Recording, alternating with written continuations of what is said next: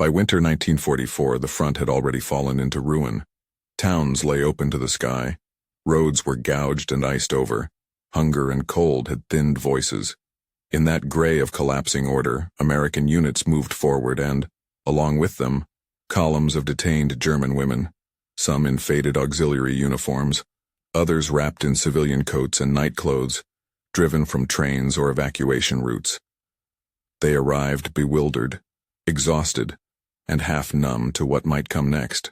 Many expected interrogation, perhaps punishment, or at least answers. What they did not expect was the order that would turn them into bearers of the dead. If you believe these stories should be remembered, hit like now to help them reach a wider audience. The command came with a translator and a flatness that made it feel official and small at once. Delivered without flourish, it was explained as a necessity. Bodies had to be removed from streets and fields. Public health, the translator said, hygiene and logistics. No one stood in a docked courtroom. No charge was announced. The women were not accused. There was no ceremony. They were simply told they would be part of a burial detail. What followed was less an episode of vengeance than a blunt logistical task imposed on those within reach. The women were formed into small groups and marched from the holding area toward the edge of town, where bodies, some covered, many not, lay under tarpaulins and placards or simply on the frozen ground. The scene at the margins of the town was not cinematic in the way a purpose-built atrocity might be. It was functional and raw. The air carried a sickly odor that caught in the throat, a smell of cold blood and damp cloth, of earth that had been thawed and refrozen, of chemicals and smoke. The ground itself was a mass of frozen mud and footprints, slick with slush that clung to boots. Patches of insignia and fragments of uniform on stiffened forms made recognition possible and impossible at once. Survivors later spoke of the visual paradox. The bodies were at once anonymous and intimately familiar. Insignia or a dog tag suggested rank or unit, a boot size, a badge caught in a cuff, little pieces that tethered a stranger to a known world. For some women, the uniform meant a son, a brother, a neighbor. For others, it was merely the sign of a defeated regime. But recognition was not always clear. Many of the dead were swollen and pale from cold. Identification was a guess or a hope. That uncertainty was its own cruelty. The first lift changed everything. 2 women were ordered to each body. They were handed gloves when available. They were not always. They were shown how to support the shoulders and the knees, how to slide a tarp beneath without tearing skin or fabric. The first body came up with a dead weight that surprised even those who had expected it. Limbs that had been warmed and active a day before were now stiff and heavy in hands that trembled. The chest would not rise beneath their fingers. Some women recoiled, fingers slackening. One retched and had to be steadied by a medic or a curious young soldier who kept his distance, yet offered a steadying word. The act of lifting a human being and discovering that it was immovable in the way life had been, had a visceral effect that went past sorrow, into shock and a raw physical horror that no testimony afterward could fully erase. There were moments of practical tenderness. A young American soldier, sleeves rolled against the cold, moved between groups offering extra pairs of gloves. A medic, quietly competent, showed a woman how to brace her back and lift with the legs.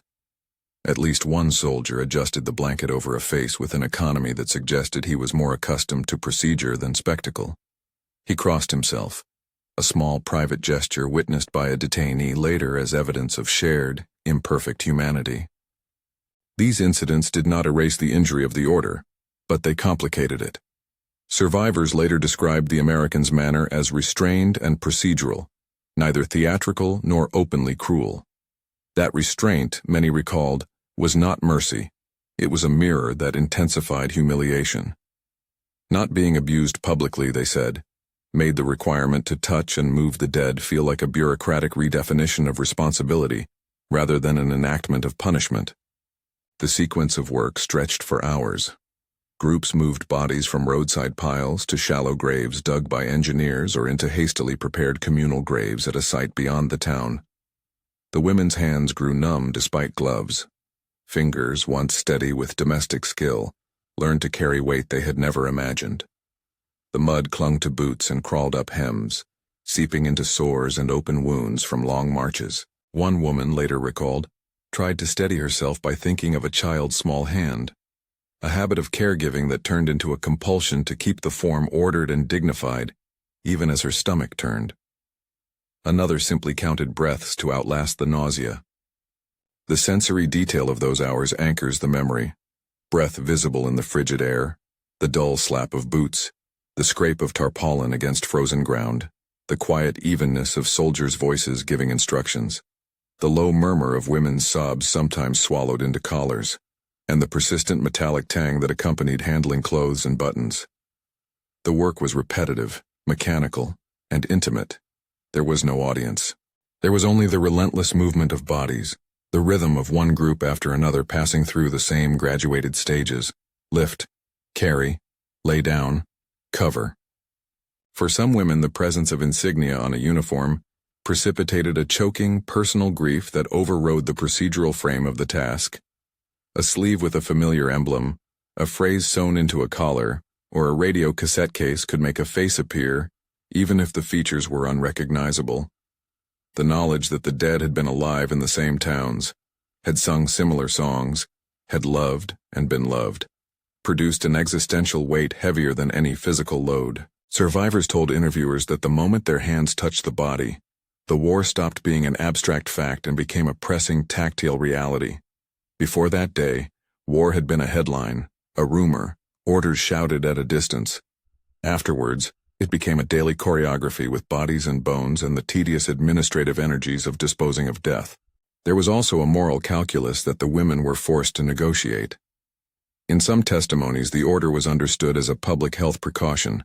Dead bodies left in streets could endanger the living. In others, it felt like a form of punishment, a humiliation imposed without trial. The truth, as historians later noted, often lay between motives and perceptions. Reports suggest that military authorities sometimes made pragmatic decisions to use available labor, to clear remains when logistics were strained and manpower scarce. Survivors' sense of being wronged, however, cannot be reduced to logistics. They carried, they said, a memory that was not merely about the weight of corpses, but about the insistence that they, the defeated and detained, assume the physical responsibility of death. American soldiers' conduct complicates any neat division into perpetrators and bystanders. Many U.S. servicemen on the scene acted with a reserved professionalism familiar to armies, direct, often grim, sometimes compassionate in small gestures. A young sergeant might instruct without cruelty how to position a tarp. Another might quietly offer a cigarette to steady a trembling hand. The restraint and occasional small mercies did not translate into absolution. For the women, the absence of theatrical brutality made the task feel administratively sanctioned, a duty assigned by a system that no longer acknowledged them as persons with rights but as instruments to be used. That ambiguous dignity, or lack of it, was at the core of the women's trauma. As hours blurred and bodies accumulated, fatigue set in. Hands blistered within gloves, shoulders burned from repetitive strain, and faces tightened into a kind of clinical numbness. A few fainted and were carried back to the holding area, only to be returned when the need demanded. Engineers and labor detachments eventually assumed control of the grave sites, but not before the women had already invested hours into the work. The relief, when it came, was not total. For many survivors, the day was transmuted into a memory that kept returning, one that entered their dreams and nightmares in uneven pieces. Some remembered the smell the way survivors of other traumas remember a siren, a trigger that could reopen long-closed wounds. What remains striking in the records is how historians often file such episodes away as logistical footnotes, responses to cold, disease, and the immense practical problem of disposing of corpses during active operations. In archives, burial details become a line item among supply requisitions and after-action reports. But for those who lived through them, these moments were not minor administrative matters. They were formative fractures. Survivors' narratives insist that the work of touching the dead is a kind of encounter that rewrites the self.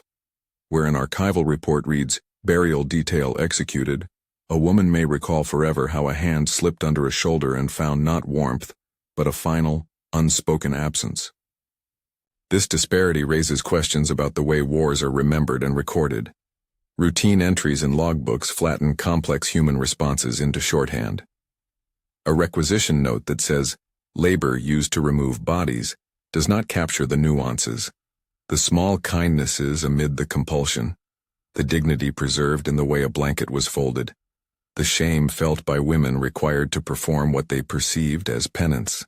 It does not convey the long tale of trauma that followed. Marriages strained by unspoken memories, children who would never know of the images their mothers could not fully tell, the quiet avoidance of places that smelled of winter. At the same time, it is important to maintain historical humility. The episode should not be used to make sweeping claims about an entire army, or to attribute unified motives where none can be reliably demonstrated. The evidence suggests specific incidents, orders given in particular circumstances, pragmatic rationales offered by officers, and varied reactions by both American soldiers and German detainees. The shocking truth here is not a scandal in the sense of uncovering a secret policy, but the emotional surprise. The shock was in the mismatch between what the women expected, punishment, shouting, visible cruelty, and what they received. An order that made them responsible for a task that forced a tactile intimacy with death. There is also an ethical complexity worth naming. On the one hand, clearing bodies can be framed as a necessary act to protect the living, to restore a semblance of order, and to honor the dead with burial rather than abandonment. On the other hand, requiring detained, defeated civilians to perform that labor raises questions about dignity, consent, and the unequal distribution of suffering in wartime. Survivors' testimonies often pushed against the neatness of official rationales. They asked, implicitly, whether necessity justifies the transfer of grief and labor to those least able to bear it. In remembering these events, historians and storytellers face the challenge of preserving details without exploiting them. The women who were present deserve to be heard in their full complexity, their shame, their resilience, their confusion, and the small, stubborn dignity that some preserved while working at the edge of town. Their recollections insist that memory is not merely an adjunct to the military record, but a critical corrective. The administrative line cannot encompass the human lives that reciprocally shaped and were shaped by it. As the winter months turned and the front moved on, the sight of the burial detail receded into the larger sweep of campaigns and shortages and reconstruction. But for those who bore the dead, the day never entirely receded. It became a measuring point for later life, the day they felt the dead press against their hands and discovered that historic events could not be kept at a distance. It became, for some, a reason to speak. For others, it became another secret to fold into a life that learned to keep certain images away from children and spouses. When we call this a shocking truth, our claim is modest. We mean to name an emotional truth that surprised survivors and remains underemphasized in many histories. It is the shock of being rendered responsible for the physical work of death without being asked or named. It is the moral friction between logistical necessity and human dignity. It is the way restraint, when it replaces cruelty, can produce a deeper, quieter wound. These stories matter because they complicate simple narratives of victor and vanquished, of heroism and villainy. They force us to ask how large systems make decisions that touch small, intimate lives. They show how bureaucratic orders are absorbed into the bodies of those least able to absorb them. And they remind us that memory and official record often travel different roads. To preserve such memories is not to indict an entire people or institution, but to extend the moral imagination toward those small, painful corners of wartime experience that otherwise disappear. If this account moved you, please subscribe and share this video to help ensure more survivor testimonies and nuanced histories are not lost. Preserve the stories. Remember the names that cannot be named.